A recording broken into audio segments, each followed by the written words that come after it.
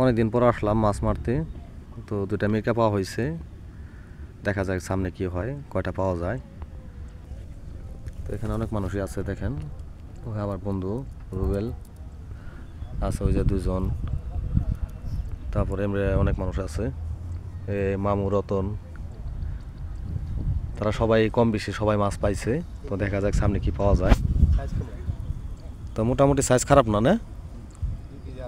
আর ও যে আমরা যে চেয়ারে যে লোকটা বসে রয়েছে সে তো মানে ভালো মাছ ধরছে, মানে এখানকার আমাদের সবার সাথে আর কি বেস্ট, খুব সুন্দর মাছ ধরছে। তো দোয়া করবেন আরো যেন ধরতে পারি ইনশাল্লাহ। তো দেখা যাক কি কি ধরা যায়। তো আমাদের এখানে এই যে মাছটা একটু উঁচা করতো, না না এই যে যে যে ইটা ব্যাগটা উঁচা করতো। এই যে আমাদের মাছ, তো মোটামুটি ভালোই হয়েছে।